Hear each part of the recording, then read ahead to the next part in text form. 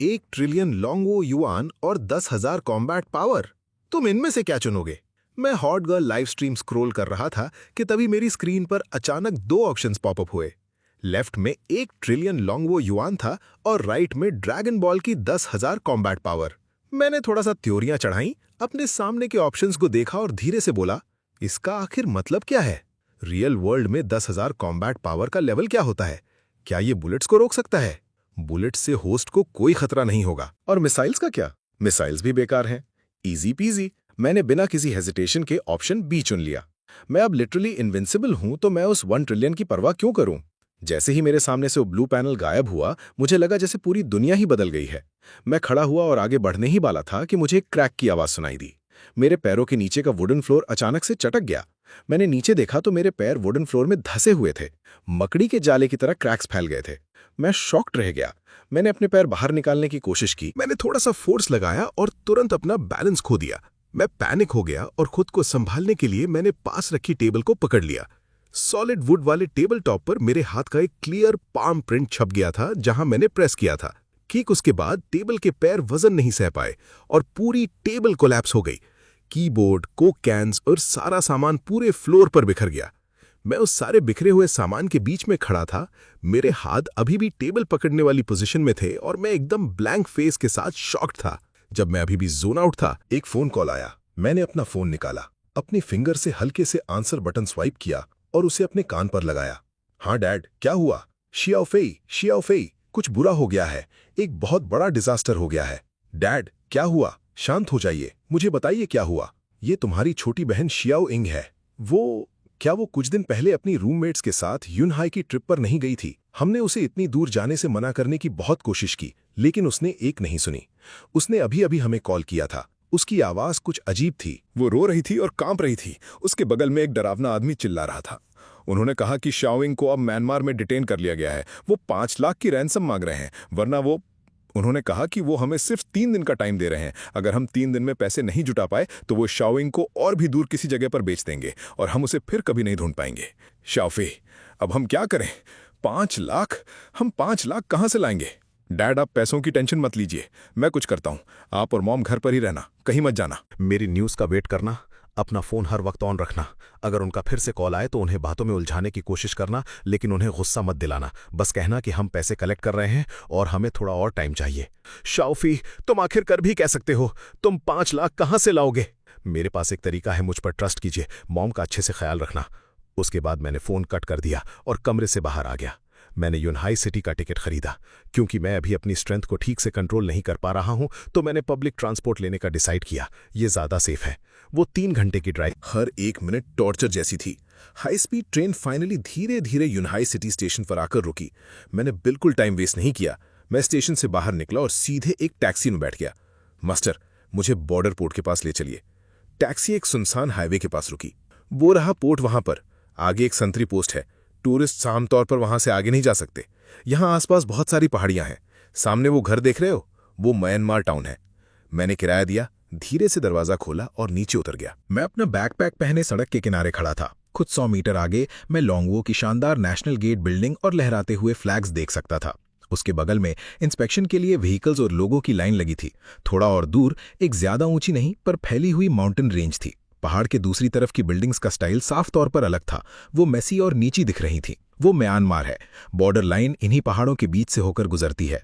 मैं पोर्ट की तरफ नहीं गया, बल्कि मुड़ा और दूसरी तरफ चलने लगा। हाईवे की साइड जंगली घास से ढकी पहाड़ी की, वहां कोई रास्ता नहीं था। जंगल घने थे और शायद ही कोई वहां आता था। कुछ मिनट चलने के बाद मैंने श्योर किया कि मैं हाईवे से पूरी तरह से बाहर हूँ। मैं रुका और अपना बैकपैक नीचे रख दिया। आगे एक माउंटेन रिज था जो घनी वेजिटेशन से ढका हुआ था। रेगुलर रास्ता पूरी तरह से ब्लॉक था। मैंने कोई रनिंग स्टार्ट नहीं, मैंने बस अपने घुटनों को हल्का सा बेंड किया। मेरे पैरों की टेरिफाइंग स्ट्रेंथ एक जोरदार धमाके के साथ एक्सप्लोड हुई। मेरे पैरों के नीचे की कीचड़ वाली जमीन बुरी तरह से फट गई और पीछे एक शैलो गड्ढा छोड़ गई। मैं एक फायर किए गए तोप के गोले की तरह आगे की तरफ लॉन्च हुआ और एक इनक्रेडिबली फास्ट स्पीड से सीधा पहाड़ी की चोटी की तरफ जूम करते हुए गया। आसपास के पेड़, बेलें और चट्टाने हरे और ग्रे लाइट और शैडो के ब्लर में बदल गए और मेरे पीछे तेजी से गुजरते। मेरे कानों में हवा तेजी से सीटी बजा रही थी। मैं इस बार पैनिक नहीं हुआ। इसके बजाय मैंने अपना सारा फोकस मिड एयर में अपनी बॉडी के पोस्चर को कंट्रोल करने पर लगाया। मैंने आसानी से एक्सपोज होने वाला सीधा ऊपर जाने का रास्ता नहीं चुना। इसके बजाय मैंने मोमेंटम के लिए जंगल में पेड़ों से तेजी से बाउंस किया। बस कुछ ही छलांगों में मैं रिज के करीब पहुंच चुका था। यहाँ की वेजिटेशन और भी घनी थी, जहां से गुजरना लगभग इम्पॉसिबल था। मैं एक सेकंड के लिए भी नहीं रुका। टफ बेलों और कांटेदार झाड़ियों को मैंने रफ तरीके से कुचल दिया और फाड़ दिया, जिससे उनके टूटने की क्रिस्प क्रैकिंग साउंड्स आ रही थी। मेरे कपड़े और भी ज्यादा फट गए थे। मुझे अपनी स्किन पर हल्की चुभन फील हुई, लेकिन वो एक गुदगुदी से भी कम अनोइंग थी। फाइनली मैं रिज की चोटी पर पहुंच गया। एक हल्का सा रास्ता जिसे लोगों ने कुचल दिया था और फिर जंगली घास से ढका हुआ था, वो ठीक मेरे सामने था। उसके बगल में एक पुराना स्टोन टैबलेट मिट्टी में आधा धसा हुआ था। उस पर धुंधले नंबर्स और वर्ड बॉर्डर खुदा हुआ था। ये बाउंड्री लाइन थी। मैंने अपनी नजरें रिज के दूसरी तरफ घुमाई। वहां का टेरेन थोड़ा स्मूथ था। वो हरे जंगल का एक एंडलेस समंदर था। लेकिन वैली में और नीचे मैं साफ तौर पर और ज्यादा मेसी अनप्लान्ड बिल्डिंग्स देख सकता था, जिनकी किचन की चिमनियों से धुआं उठ रहा था। मैं लोकल डायलेक्ट में हल्की चीखें और कुत्तों के भौंकने की आवाज भी सुन सकता था। निंगुओ, मैं यहां आ गया हूं। बिना किसी हेजिटेशन के मैं रिज से नीचे कूद गया। गिरने की स्पीड और भी तेज थी, लेकिन मेरे पास इस बार एक्सपीरियंस था। जैसे ही मैं गिरा, मैंने इम्पैक्ट को कम करने के लिए खड़ी ढलान पर पेड़ों और बाहर निकली हुई चट्टानों को धकेलने के लिए अपनी टोज या हथेलियों का इस्तेमाल किया। हालांकि मेरे मूवमेंट्स अभी भी थोड़े स्टिफ थे। कुछ बार मैंने बहुत जोर से पुश कर दिया। छोटे पेड़ों पर इतनी जोर से किक मारी कि वो जोर से हिलने लगे, या चट्टान की सतहों पर इतनी जोर से पैर रखा कि टुकड़े उड़ने लगे। जब मैंने लैंड किया तो मेरे पैरों ने जमीन पर फिर से 2 शैलो गड्ढे बना दिए, जिससे आसपास की पत्तियां हर तरफ उड़ने लगीं। मैंने अपनी बॉडी को स्टेबल किया, जमीन पर हाफ स्क्वाट करते हुए और चारों तरफ देखा। मैंने सक्सेसफुली क्रॉस कर लिया था। मेरा किसी पेट्रोल टीम से सामना नहीं हुआ। मैंने कोई अलार्म ट्रिगर नहीं किया। पूरा प्रोसेस सिंपल और ब्रूटल था। जब मैं केले के बाग के थोड़े खुले एरिया से गुजरा तो मैंने कुछ खाली मिनरल वाटर की बोतलें और फूड पैकेजिंग बैग जमीन पर बिखरे हुए देखे। उन पर लिखा टेक्स्ट बर्मीज और थोड़ी बहुत चाइनीज में मिक्स था। ये ह्यूमन एक्टिविटी के क्लियर साइन थे। लगभग आधे घंटे बाद मैं उस वैली के किनारे पहुंच गया। मैं घनी झाड़ियों के पीछे छुप गया और नीचे देखा। ये एक टिपिकल बॉर्डर टाउन था, या और सही तरीके से कहें तो एक बड़ा गांव। सड़क पर मैंने डार्क स्किन वाले लोकल आदमियों को ट्रेडिशनल बर्मीज लुंगी पहने हुए पुरानी खटारा मोटरसाइकिल्स पर तेजी से जाते हुए देखा। मैंने कुछ चाइनीज दिखने वाले लोगों को भी देखा, जो बिल्कुल चाइना के लोगों की तरह ही कपड़े पहने हुए थे, जल्दी में चलते हुए या खस्ता हाल दुकानों के सामने इकट्ठे होकर चैटिंग। जो बात ज्यादा नोटिस करने वाली थी वो ये थी कि टाउन के किनारे पर पहाड़ी जंगल के डायरेक्शन के पास कई एरिया ऊंची दीवारों से घिरे हुए थे। दीवारों के टॉप पर कांटेदार तार लगे हुए थे, जिनमें से कुछ तो इलेक्ट्रिफाइड भी थे। गेट्स पर मेसी यूनिफॉर्म्स पहने बंदूक के लिए आदमी गार्ड ड्यूटी पर थे, जो सतर्क आंखों से आसपास स्कैन कर रहे थे। वो बहुत पॉसिबल था कि वो पार्क कंपाउंड्स हों। मेरी हार्ट बीट थोड़ी तेज हो गई। मेरी बहन शायद उनमें से किसी एक के अंदर हो सकती है, इन ऊंची दीवारों के पीछे फंसी हुई। लेकिन मैं कोई भी रेकलेस काम नहीं कर सकता था। मुझे पहले और इन्फॉर्मेशन चाहिए थी। जल्द ही मैं मेन स्ट्रीट के किनारे पहुंच गया। मेरी आंखें उस सिचुआन स्टाइल स्नैक शॉप पर टिक गईं। स्टोर फ्रंट बहुत छोटा था और एंट्रेंस पर 2 फोल्डिंग टेबल्स रखी हुई थीं। एप्रन पहने एक थोड़ा सा चबी चाइनीज बॉस वोक में कुछ फ्राई कर रहा था। उसमें से डिलिशियस खुशबू आ रही थी। शॉप में कोई और कस्टमर नहीं था। मैंने अपनी ब्रीदिंग को थोड़ा एडजस्ट किया और अपने एक्सप्रेशंस को जितना हो सके नेचुरल दिखाने की कोशिश की। हे बॉस, मुझे कुछ खाने को चाहिए। उस मिडिल एज्ड बॉस ने ऊपर मेरी तरफ देखा।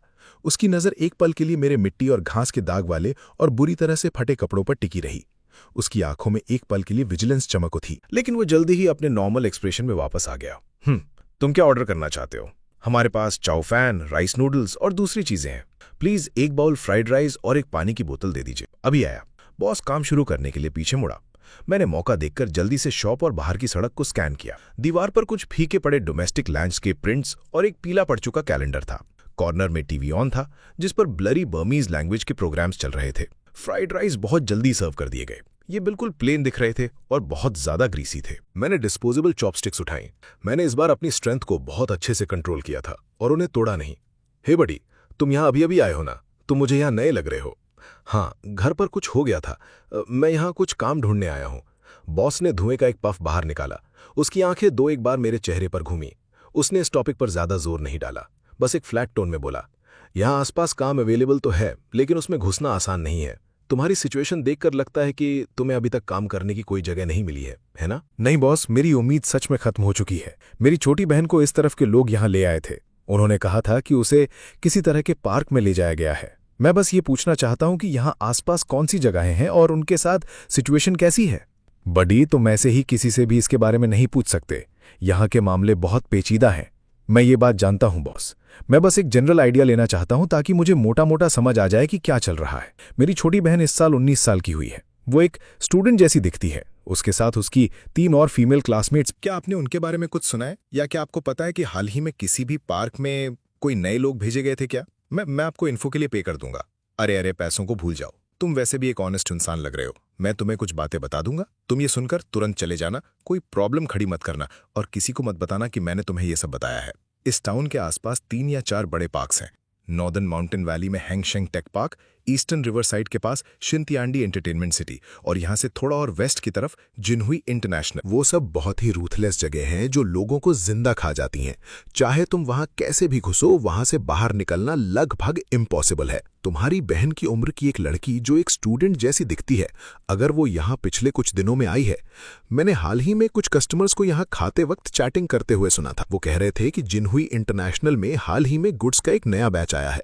उस ग्रुप में कई यंग औरतें थीं जो सब रो रही थीं और सिसक रही थीं।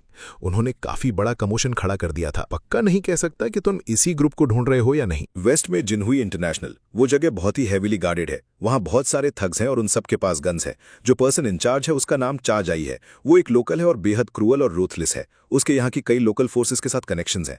बड़ी, मेरी एडवाइस मानो, अगर वो सच में वहां पहुंच गई है। बॉस ने अपना सेंटेंस पूरा नहीं किया, लेकिन उसका मीनिंग बहुत क्लियर था। मैंने चुपचाप से हिलाया और फ्राइड राइस का आखिरी बाइट अपने मुंह में ठूस लिया। Thank you boss. मैंने पैसे निकाले और टेबल पर रख दिए। वो अमाउंट मील की कॉस्ट से थोड़ा ज्यादा था। बॉस ने उसकी तरफ देखा, कुछ नहीं कहा और चुपचाप उसे रख लिया। मैंने अपना बैकपैक टांगा, खड़ा हुआ और उसे फिर से थैंक यू बोलकर मुड़ा और जल्दी से पास की एक रिमोट एली में चला गया। एक और बेवकूफ जिसे अपनी ही मौत का अंदाजा नहीं है। मैं टाउन के वेस्ट में एक ग्रेवल स्लोप पर खड़ा था। जिनहुई इंटरनेशनल पार्क बस 100 मीटर आगे था। ऊंची कंक्रीट की दीवार के टॉप पर कांटेदार तार लिपटा हुआ था। दीवार पर हर कुछ मीटर पर एक सिक्योरिटी कैमरा धीरे धीरे रोटेट कर रहा था। बंद भारी लोहे के गेट के बगल में एक सिंपल सा गार्ड बूथ था। मैसी ग्रीन यूनिफॉर्म्स पहने 2 गार्ड्स, जिनके कंधों पर AK राइफल्स टंगी थीं, स्मोकिंग कर रहे थे। मैंने बस ऐसे ही सीधे पार्क के गेट की तरफ चलना शुरू कर दिया। मेरे पैर ग्रेवल पर पड़ रहे थे, जिससे एक सॉफ्ट रसलिंग साउंड आ रही थी। पहले तो बूथ में बैठे दोनों गार्ड्स ने कोई अटेंशन नहीं दिया जब तक कि मैं गेट से 50 मीटर से भी कम दूरी पर नहीं पहुंच गया और रुकने या वापस मुड़ने का कोई साइन नहीं दिखाया। ए, वहीं रुक जाओ। तुम्हें क्या लगता है तुम क्या कर रहे हो? तुम्हें यहां पास आने की परमिशन नहीं है। डैम इट, मैंने तुम्हें रुकने को कहा था, तुमने सुना? एक कदम और बढ़ाया तो मैं शूट कर दूंगा। मार खानी है क्या? मॉन्स्टर! मेरी तरफ बुलेट्स की एक सीरीज शूट हुई। मैंने इस बार उन्हें पकड़ने की जहमत भी नहीं उठाई, बस अपनी बॉडी को थोड़ा साइड में कर लिया। वो डियाओ यान गार्ड डर के मारे सुन्न हो गया। उसने एक अजीब सी चीख मारी और अपनी राइफल का बट सीधे मेरे सिर पर। मैंने बस कैजुअली अपनी हथेली से वापस स्लैप किया और वो स्लैप सीधे मेरी तरफ आ रहे राइफल बट और उसके पीछे गार्ड के डरे हुए चेहरे पर जाकर उस गार्ड की बॉडी तुरंत फ्रीज हो गई। मेरा हाथ अभी भी हवा में ही था। मैंने खुद को गहरी सांसें लेने के लिए फोर्स किया। आखिरकार किसी को मारने का ये मेरा पहला टाइम है। 1 बार, 2 बार, मेरे लंग्स में हवा भर गई। इसने मेरे अंदर उठ रही नौजिया को थोड़ा कम कर दिया। मैं रुक नहीं सकता था। मेरी छोटी बहन अभी भी अंदर थी। ये लोग किडनैपर्स हैं, ये स्कैमर्स हैं, ये कोल्ड ब्लडेड ब्लूचर्स हैं। अगर ये नहीं मरे तो मेरी बहन और उसके जैसे अनगिनत लोग मर जाएंगे या मौत से भी बदतर जिंदगी जिएंगे। मैं पीछे मुड़ा और जमीन पर गिरे हुए उस गार्ड की तरफ बढ़ा जिसने अपनी पैंट गीली कर ली थी। मुझे अपनी तरफ आते देख गार्ड की सिट्टी पिट्टी गुम हो गई। वो पीछे की तरफ रेंगने की कोशिश करता है। मैं उसकी तरफ नहीं देखता। मेरी नजर उसकी कमर पर लटकी चीज पर पड़ती है। उसकी म्यान में एक बर्मीज मैजेटी। चामजाय किस बिल्डिंग में है? किस रूम में? ऑफिस बिल्डिंग, सबसे ऊंची वाली, 4th फ्लोर, सबसे अंदर वाला रूम। हम सिर्फ गेट गार्ड करते हैं, प्लीज मुझे मत मारो। मैं मैजेटी हटा लेता हूँ। ठीक उसी वक्त जब गार्ड को लगता है कि वो खतरे से बच गया है और उसके चेहरे पर जिंदा बचने का रिलीफ दिखाई देता है, मैं अपना पैर उठाता हूँ और देखने में कैजुअली उसके चेस्ट पर हल्के से किक मार देता हूँ। बैंग! गार्ड की बॉडी एक तोप के गोले की तरह जमीन से पीछे की तरफ उड़ती है और 30 मीटर दूर एक बड़े पेड़ के मोटे तने से जोर से टकराती है। मैं अब उस तरफ नहीं देखता। इसके बजाय मैं मचेटी अपने हाथ में पकड़ता हूं और टाइट बंद भारी लोहे के गेट की तरफ मुड़ता हूं। मैं गेट तक जाता हूं, अपना पैर उठाता हूं और ठीक लॉक की पोजीशन पर जोर से किक मारता हूं। मैं मचेटी हाथ में लिए गिरे हुए लोहे के गेट के ऊपर से कदम रखता हूं। अभी धूल भी नहीं बैठी है। आगे पहले ही कुछ फिगर्स दिखाई दे जाते हैं। 7 या 8 गार्ड्स आवाज सुनकर भागते हुए आ रहे हैं। कुछ के पास मचेटी और लोहे की रॉड्स हैं, दूसरों के पास राइफल्स हैं। जब वो देखते हैं कि ये सिर्फ मैं हूं, एक मचेटी पकड़े हुए एक पागल आदमी, तो वो पहले तो शॉक्ड हो जाते हैं, फिर उनके चेहरे विशिस हो जाते हैं। फक, इसने अंदर घुसने की हिम्मत की, मारो इसे। आ आ आ वाह हिया आ वाह, गोली मार दो इसे। तुम कौन हो? तुम्हें क्या चाहिए? ये जगह मिलिट्री प्रोटेक्शन में है, मुझे छूने की हिम्मत भी मत करना। क्या लुओ यिंग नाम की ये लड़की यहां है? मुझे नहीं पता, मैंने उसे कभी नहीं देखा। आ आ आ अभी बताओ मुझे, मेरी बहन कहाँ है? वो यहां नहीं है।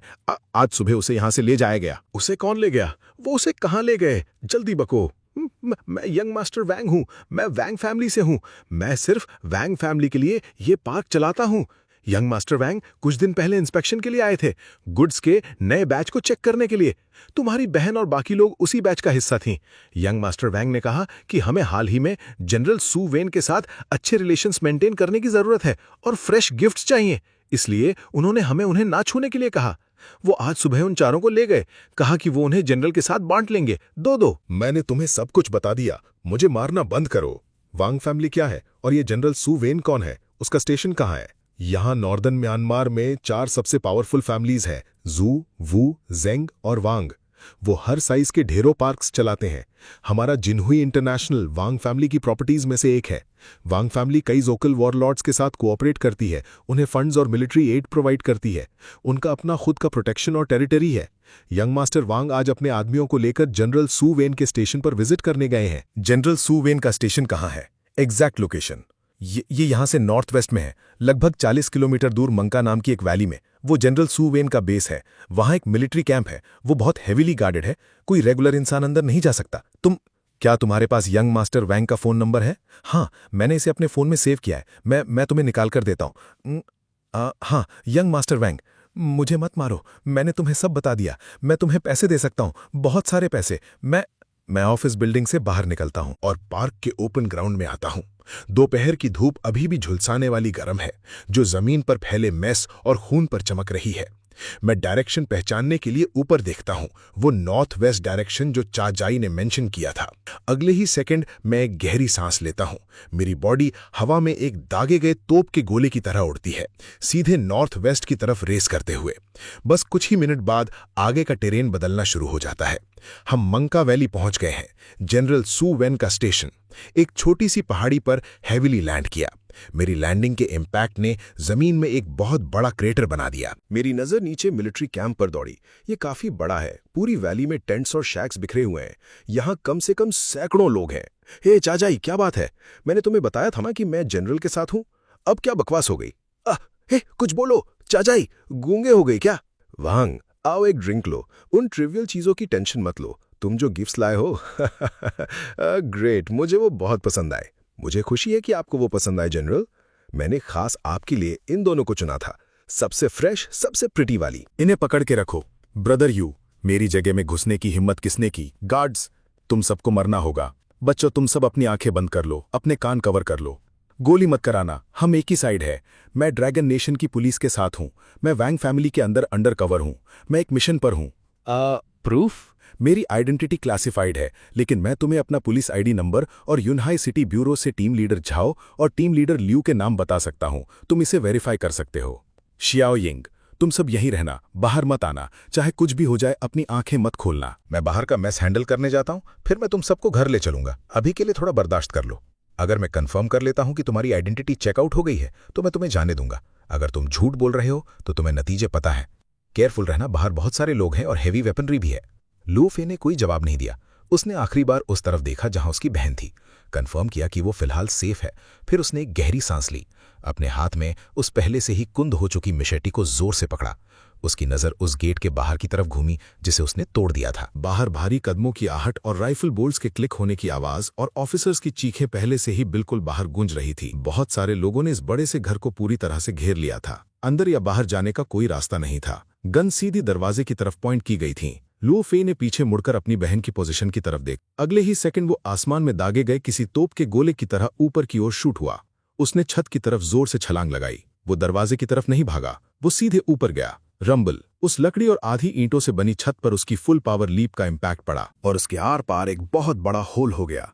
मलबा हर तरफ उड़ने लगा और लुओ फेई का फिगर पहले ही उस होल से बाहर शूट हो चुका था, हवा में ऊंची छलांग लगाते हुए। नीचे वॉरलॉर्ड सोल्जर्स की भीड़ घेरे हुए खड़ी थी। अनगिनत शॉक्ड हॉरिफाइड नजरें सब आसमान की तरफ उठ गईं। गन्स सबकॉन्शियसली ऊपर उठ गईं। लुओ फेई ने मिड एयर में अपना पोस्चर एडजस्ट किया। उसकी कोल्ड गेज नीचे उस घनी भीड़ पर दौड़ी। उस ऊपर वाले आदमी पर फायर करो। किसी को नहीं पता था कि ये ऑर्डर किसने चिल्ला कर दिया। अगले ही सेकंड एक रेजिंग स्टॉर्म की तरह गन फायर भड़क उठा। चैप्टर 14 लीफिंग। उस ऊपर वाले आदमी पर फायर करो। क्योटिक चीखें और तूफान जैसे गन फायर की आवाज गूंज उठी, लेकिन जल्दबाजी में चलाए गए शॉट्स पूरी तरह से ऑफ टारगेट थे। लुओ फेई पहले ही एक उल्कापिंड की तरह भीड़ में क्रैश हो चुका था। थर्ड, जिस सेकंड उसने लैंड किया, जहां वो खड़ा था वहां से एक बहुत बड़ी शॉक वेव बाहर की तरफ एक्सप्लोड हुई। सबसे करीब खड़े 4 या 5 सोल्जर्स को इसका सबसे ज्यादा इम्पैक्ट झेलना पड़ा। इस इम्पैक्ट से उनकी हड्डियां तुरंत चकनाचूर हो गईं, उनके मुंह से खून निकला और वो पीछे की तरफ उड़ते हुए गए, अपने पीछे खड़े और भी कई लोगों को गिराते हुए।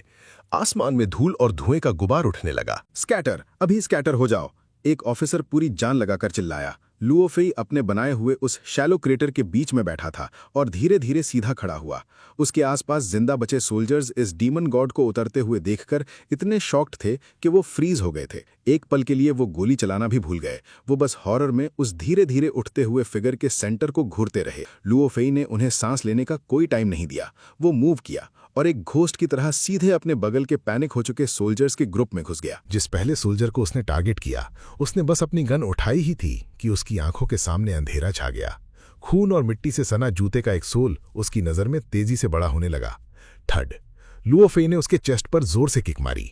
उस सोल्जर को ऐसा लगा जैसे उसे सामने से किसी स्पीडिंग ट्रक ने टक्कर मार दी हो। उसका चेस्ट एक ही झटके में काफी अंदर धंस गया। पता नहीं कितनी हड्डियां टूट गई होंगी। वो तुरंत एक बॉलिंग बॉल की तरह पीछे की तरफ उड़ता हुआ गया और अपने पीछे की भीड़ में जोर से टकराया। जिन 5 या 6 सोल्जर्स से वो टकराया, वो भी चीखे और उसके साथ गिर पड़े, लुढ़कते हुए एक ढेर में बदल गए। हर तरफ से हड्डियां टूटने की आवाज आ रही थी और ये तो बस शुरुआत थी। लुओ फेई भीड़ के बीच से फ्लैश और चार्ज करता रहता है। उसके हाथ में मौजूद मैचेटी डेडली कोल्ड लाइट की लकीरों में बदल जाती है। हर स्लैश परफेक्ट एक्यूरेसी के साथ कई लोगों के वाइटल पॉइंट्स को छीलते हुए निकलता है। क्योंकि भीड़ बहुत ज्यादा पैक्ड है, अक्सर एक ही स्लैश 2 या 3 लोगों की जान ले लेता है। ओपन फायर, उसे गोली मार दो, डरो मत, वो बिल्कुल अकेला है। भीड़ के पीछे छिपा एक ऑफिसर अपनी पूरी जान लगाकर चिल्ला रहा है। मौत के खतरे और ऑफिसर के ऑर्डर्स के बीच बेहद डरे हुए सोल्जर्स फाइनली फिर से ट्रिगर दबा देते हैं। Rat tat tat tat, bang bang bang. Chaotic gunfire फिर से गूंज उठता है, लेकिन अभी भीड़ इतनी टाइटली पैक्ड है और लुओ फेई का फिगर भीड़ के बीच से बुने हुए किसी घोस्ट की तरह है। बहुत सारी बुलेट्स लुओ फेई को मिस कर देती हैं और उनके अपने ही आदमियों को जा लगती हैं। शूटिंग बंद करो, तुमने मुझे मार दिया, हम एक ही साइड हैं। फ्रेंडली फायर से चीखें और गालियां सीन को और भी ज्यादा क्योटिक बना देती हैं। लुओ फेई भेड़ों के झुंड के बीच किसी टाइगर की तरह है। वो जहां भी जाता है, आदमी हवा में उड़ जाते हैं। फ्लैश और खून हर तरफ स्प्लैश होता है। उसके हाथ की मैचेटी पता नहीं कितने लोगों को काटने के बाद फाइनली अब और बर्दाश्त नहीं कर पाती। वो एक क्रैक के साथ आधी टूट जाती है। आधा ब्लेड स्पिन करता है और बाहर की तरफ उड़कर एक सोल्जर के आई सॉकेट में जा घुसता है, जो पीछे से उस पर स्नीक अटैक करने की कोशिश कर रहा था। वो सोल्जर दर्द से करहाता है और जमीन पर गिर जाता है। लुओ फेई उसकी तरफ देखता भी नहीं है। वो कैजुअली जमीन पर पड़े एक मरे हुए सोल्जर के हाथ से एक काफी इंटैक्ट बर्मीज मैचेटी छीन लेता है और लड़ना जारी रखता। हर स्लैश कई लोगों की जान ले लेता है। हर किक दुश्मनों के ग्रुप को हवा में उड़ा देती है। वो सिर से पैर तक खून से पूरी तरह कवर हो चुका है, जैसे उसे अभी अभी खून के किसी पूल से बाहर निकाला। हवा में गाढ़े खून और गन पाउडर की बदबू आ रही। शुरुआत में सैकड़ों की तादाद वाला वो घेरा बस कुछ ही मिनटों में काटे जा रहे गेहूं के खेत की तरह हो गया। आधे से ज्यादा लोग गिर चुके हैं। बाकी लोग फाइनली हार मान। ये कोई फाइट नहीं है, ये एक वन साइडेड मैसेकर है। ये ऑर्डिनरी लोग हैं जो एक इनकॉम्प्रिहेंसिबल मॉन्स्टर का सामना कर रहे हैं। मॉन्स्टर, ये एक मॉन्स्टर है। इसे मारा नहीं जा सकता। हम इसे बिल्कुल नहीं मार सकते। भागो, जल्दी भागो। बची हुई भीड़ के बीच डर तेजी से फैल जाता है। जिंदा बचे सोल्जर्स फाइनली लड़ने की सारी विल खो देते हैं। वो चीखते और रोते हैं, अपने वेपन्स गिरा देते हैं, पीछे मुड़ते हैं और कैंप के पेरीमीटर की तरफ पागलों की तरह भागते हैं। मिलिट्री ऑर्डर्स, जनरल, अभी जिंदा रहने से ज्यादा कुछ भी मैटर नहीं करता। लुओ फेई की खून से लाल आंखें भागती हुई पीठों पर दौड़ती हैं। वो उनमें से किसी को भी जाने देने का प्लान नहीं बना रहा है। वो अपने पैर से जमीन को पुश करता है और सबसे तेज भागने वाले सोल्जर को पकड़ लेता है। वो मचेटी से नीचे स्लैश करता है। वो रुकता नहीं है और अगले टारगेट की तरफ मुड़ता है। वो बहुत ज्यादा तेज है। भागते हुए सोल्जर्स उसे बिल्कुल भी आउटरन नहीं कर सकते। पूरे कैंप में चीखें गूंजती रहती हैं और फिर जल्द ही शांत हो जाती हैं। फाइनली पूरे मंका वैली कैंप में कोई भी दुश्मन जिंदा खड़ा नहीं बचता। साइलेंस, डेडली साइलेंस पूरी वैली को कवर कर लेती है। लू ऑफ फेथ चुपचाप खड़ा है। उसके हाथ की मचेटी फिर से एक्सेसिव यूज की वजह से जगह जगह से कट गई है। उसके कपड़े और पैंट्स इस फियर्स फाइट और अनगिनत ग्रेजिंग बुलेट्स के बाद कप के खून से सने चिथड़ों में बदल चुके हैं, जो मुश्किल से उसकी बॉडी को कवर कर पा रहे हैं। वो अपने खून से सने हाथों को नीचे देखता है और उस बड़े पेड़ की तरफ चलता है जहां उसने पहले अपना बैकपैक छोड़ा था। वो बैकपैक उठाता है, वो उसे खोलता है। उसके अंदर चेंज करने के लिए एक ट्रैक सूट है और साथ ही एक टॉवल और पानी भी है। वो पास की एक स्ट्रीम पर जाता है और जल्दी से अपनी बॉडी से खून धोता है। फिर वो खुद को सुखाता है और साफ ट्रैक सूट पहन लेता है।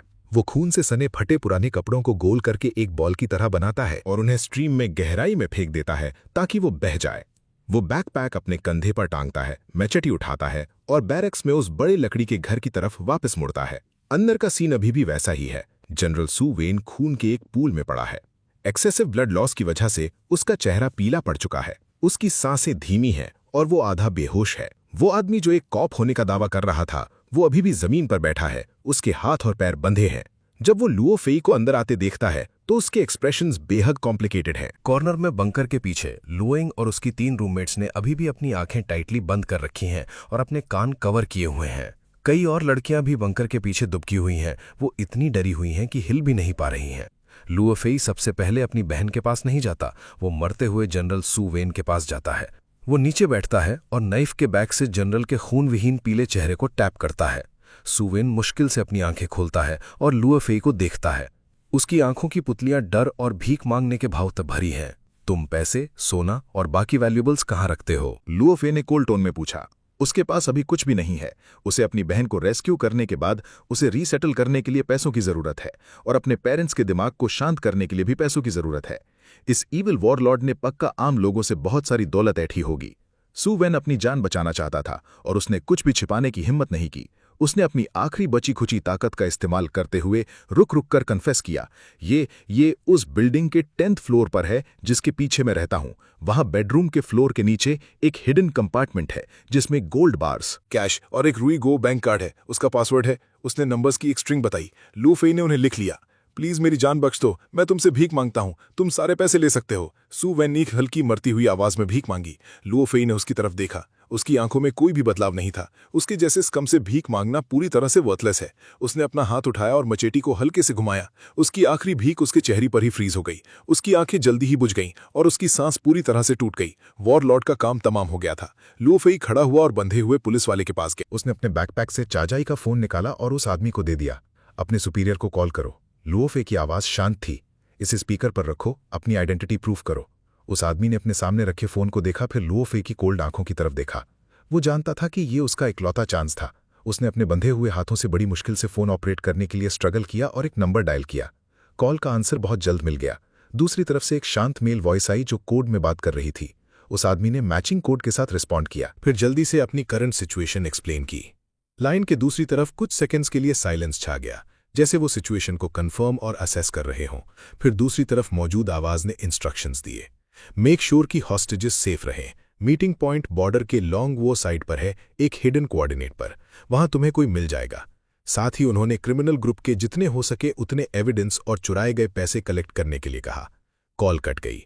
लुओ फेई ने पूरी बातचीत क्लियरली सुनी थी। उनके शब्द, रिएक्शंस और कोड चेक्स अब बहुत प्रोफेशनल लग रहे थे और फेक नहीं लग रहे। उसके ज्यादातर डाउट्स खत्म हो गए। वो नीचे बैठा और उसने एक चाकू से उस आदमी के हाथ पैर बांधने वाली कपड़े की पट्टियां काट दी। Li Fang, criminal investigation detachment of Yunhai city bureau. उस आदमी ने खुद को फॉर्मली इंट्रोड्यूस करते हुए अपनी कलाइयों और एड़ियों को हिलाया जिन पर बंधे होने के निशान थे। जब उसने लुओ फेई की तरफ देखा तो उसकी आंखें ग्रैटिट्यूड से भरी थीं। थैंक यू कॉमरेड, और तुम्हारे ट्रस्ट के लिए थैंक यू। क्या मैं तुम्हारा नाम जान सकता हूं प्लीज? लुओ फेई, उसने एक कंसाइज तरीके से जवाब दिया और कुछ नहीं कहा। मेरी बहन लुओ यिंग है। हम बाकी लड़कियों को कैसे अरेंज करेंगे, और इस कैंप का क्या? ली फेंग ने तुरंत जवाब दिया। हमारे सुपीरियर के इंस्ट्रक्शंस के मुताबिक हमें सभी हॉस्टेजेस को सेफली बॉर्डर रेंडवू पॉइंट पर ले जाना होगा। हम यहां ज्यादा देर नहीं रुक सकते। सुओ एन का काम तमाम हो चुका है। उसके राइवल्स या दूसरी फोर्सेस न्यूज सुनकर जल्द ही यहाँ आ सकती हैं। हमें ट्रांसपोर्टेशन चाहिए। लुओ फे ने सिर हिलाया और बाहर इशारा किया। वहां ट्रक्स और जीप्स हैं। यंग मास्टर वांग जो कार चलाकर लाए थे वो भी काम करेगी। ठीक है, ली फेंग ने जल्दी से कहा। Comrade Luo Fei, please hostages को अच्छे से प्रोटेक्ट करना। मैं दूसरी लड़कियों, एविडेंस और चुराए गए पैसों को लोड करने के लिए एक ट्रक ढूंढने जाता हूं। जनरल का सामान, गोल्ड बार्स और कैश तुम ले लो और उन्हें हैंड ओवर कर दे। लुओ फेई ने उसकी बात काटी। मैं बैंक कार्ड रख रहा हूं, मुझे पासवर्ड पता है। मुझे अपनी बहन और फैमिली को रीसेटल करने के लिए पैसों की जरूरत है। ली फेंग ने उसकी तरफ देखा, एक पल के लिए सोचा और कोई ऑब्जेक्शन नहीं किया। उसने सिर हिलाया। श्योर, चुराए गए पैसों को रिकवर करना वैसे भी हमारे टास्क्स में से एक है। ये बहुत बड़ी बात है कि तुमने इसके एक हिस्से को हैंडओवर करने के लिए कोऑपरेट किया। तुम बैंक कार्ड खुद हैंडल कर सकते हो। ली फेंग ने बाहर के हॉरिबल सीन की वजह से हो रही डिस्कम्फर्ट बर्दाश्त किया, जल्दी से बाहर गया और एक मिलिट्री ट्रक ढूंढ लिया जो अभी भी स्टार्ट हो सकता और उसे चलाकर घर के पास ले आया। फिर उसने और लुओ फे ने जनरल सुवेन के रेजिडेंस से लूटे गए गोल्ड बार्स के कई बॉक्स और अलग अलग देशों के बहुत सारे कैश कोट में मूव किया। लुओ फे ने सिर्फ वो रुई गुओ बैंक कार्ड रखा और उसे अपनी पॉकेट में डाल लिया। उसने यंग मास्टर वांग की एसयूवी को भी चेक किया जिसे वो यहां चलाकर लाए थे। वो अच्छी कंडीशन में, चाबी अभी भी अंदर थी। फिर ली फेंग ने केयरफुली बाकी डरी हुई लड़कियों को ट्रक के पीछे चढ़ने में मदद की और उन्हें एक साथ सिमटकर बैठने को कहा। जो ब्लैंकेट्स हमें मिले हैं उनसे इन्हें कवर कर दो, इन्हें शांत करने की कोशिश करो। जब लुओ यिंग और बाकी लड़कियों की बारी आई तो लुओ फेई उनके पास गया। उसने जेंटली अपनी बहन के अभी भी कांप रहे कंधे को थपथपाया। लुओ यिंग को वो फेमिलियर टच फील हुआ। उसकी बॉडी हल्के से झटके से कांप उठी। धीरे से अपने कान ढके हुए हाथों को हटाया, लेकिन उसने अभी भी अपनी आंखें खोलने की हिम्मत नहीं की। शियाओ यिंग, ये मैं हूं। लुओ फे ने अपनी आवाज को जितना हो सके सॉफ्ट रखा। सब ठीक है, सारे बुरे लोग चले गए हैं, हम अब घर जा रहे हैं। सुनो, मैं तुम सबको बाद में कैरी करके कार तक ले जाऊंगा। अच्छे बच्चों की तरह रास्ते में अपनी आंखें बंद रखना, उन्हें खोलना मत, ठीक है? जब तक मैं ना कहूं तब तक वेट करना, फिर तुम अपनी आंखें खोल सकती हो। जब लुओ यिंग ने घर वर्ड सुना तो उसकी आंखों में फिर से आंसू झलक आए। उसने जोर से सिर हिलाया। उसकी आवाज नेजल कंजेशन की वजह से भारी हो गई थी। ठीक है ब्रदर, मैं वैसा ही करूंगी जैसा आप कहेंगे। मैं अपनी आंखें नहीं खोलूंगी। लुओ फे ने प्यार से अपनी बहन के बाल सहलाए। फिर वो नीचे झुका। उसने अपनी बहन को अपनी बाहों में हॉरिजॉन्टली उठा लिया। लुओ यिंग अपने भाई की बाहों में सिमट गई। इस एम्ब्रेस ने उसे पहले से कहीं ज्यादा सेफ और वार्म फील कराया। उसने अपनी आंखें टाइटली बंद रखीं और अपना चेहरा उसके चेस्ट में छिपा लिया। लुओ फेई अपनी बहन को कैरी करके लग्जरी ऑफ रोड व्हीकल की तरफ ले गया। ली फेंग ने उनके लिए पहले ही पैसेंजर डोर खोल दिया था। लुओ फेई ने केयरफुली अपनी बहन को पैसेंजर सीट पर बिठाया और उसकी सीट बेल्ट बांध दी। फिर दरवाजा बंद कर दिया। उसने और ली फेंग ने लुओ युंग की रूममेट्स को भी कैरी करके कार में बिठाया। फिर उसने कार स्टार्ट की। ली फेंग भी ट्रक के कैब में बैठ गया। लुओ फेई ने ठीक ली फेंग के ट्रक के पीछे पीछे गाड़ी चलाई और उस वॉरलॉर्ड कैंप से दूर चले गए जो अब एक खुली नर्क बन चुका था। Chapter 15 Zhao Jiaguo off road vehicle camp के बाहर से गुजरा। ऊबड़ खाबड़ कच्चे रास्ते से होता हुआ अपेक्षाकृत फ्लैट मेकशिफ्ट रोड पर आ गया। खिड़की के बाहर खूनी मंका वैली बहुत पीछे छूट गई थी और धीरे धीरे घने जंगल ने उसे ब्लॉक कर दिया। कार का एयर कंडीशनर सॉफ्टली हम कर रहा था। लुओ फे ने दोनों हाथों से स्टीयरिंग व्हील पकड़ा हुआ था। उसकी नजरें आगे चल रहे मिलिट्री ट्रक पर टिकी थीं, जिसे ली फेंग चला रहा था। लुओ यिंग जो पैसेंजर सीट पर बैठी थी अभी भी अपनी आंखें बंद किए हुए थी। उसकी लंबी पलकें डर से कांप रही थीं। उसके हाथ उसके चेस्ट पर फटे कपड़ों को कसकर पकड़े हुए थे। पीछे की सीट पर बैठी उसकी 3 रूममेट्स एक दूसरे से चिपक कर बैठी थीं।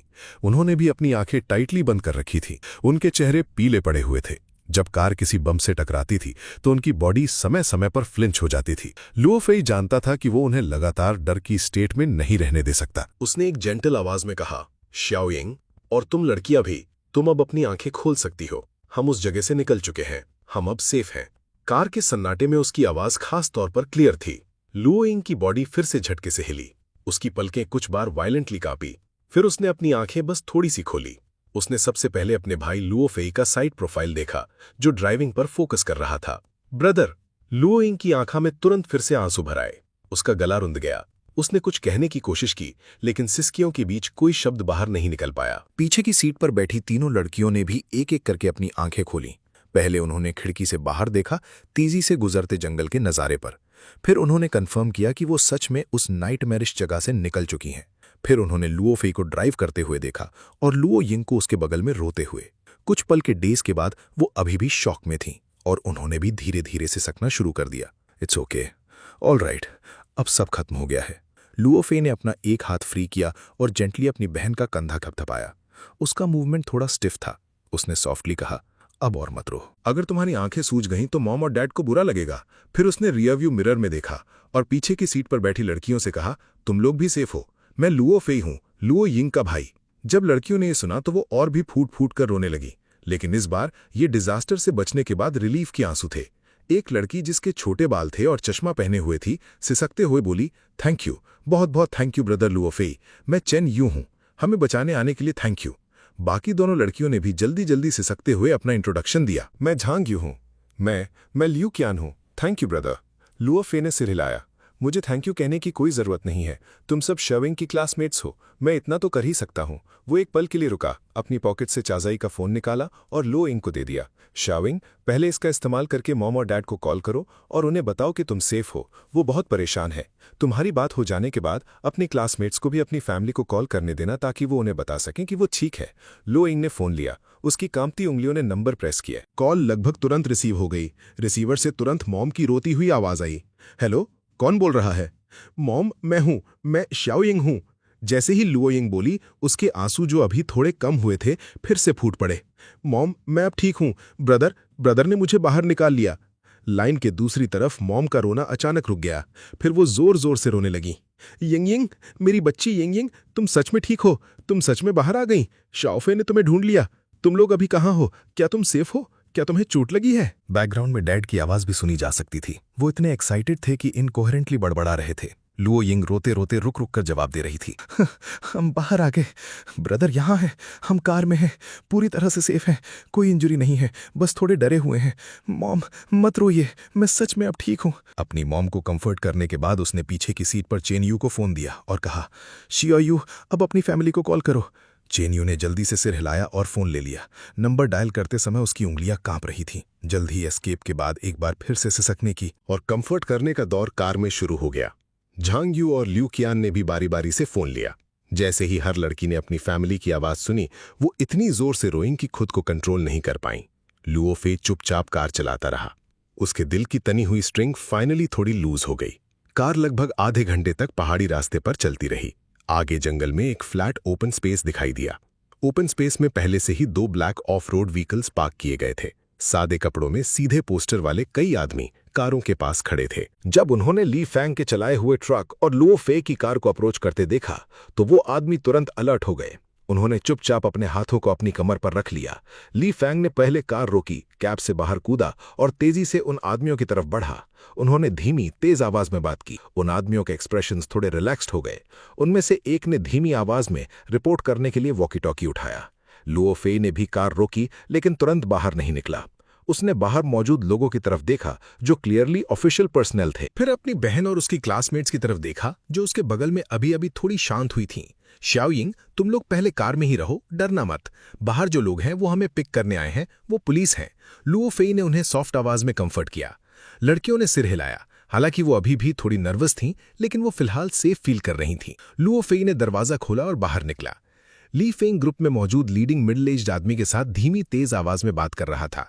उस मिडिल एज्ड आदमी का चेहरा चौकोर था। बहन और उसकी क्लासमेट्स की देखा जो उसके बगल में अभी अभी थोड़ी शांत हुई। शाओ यिंग, तुम लोग पहले कार में ही रहो, डरना मत। बाहर जो लोग हैं वो हमें पिक करने आए हैं, वो पुलिस हैं। लुओ फे ने उन्हें सॉफ्ट आवाज में कंफर्ट। लड़कियों ने सिर हिलाया। हालांकि वो अभी भी थोड़ी नर्वस थीं, लेकिन वो फिलहाल सेफ फील कर। लुओ फे ने दरवाजा खोला और बाहर निकला। ली फेंग ग्रुप में मौजूद लीडिंग मिडिल एज्ड आदमी के साथ धीमी तेज आवाज में बात कर रहा था। उस मिडिल एज्ड आदमी का चेहरा चौकोर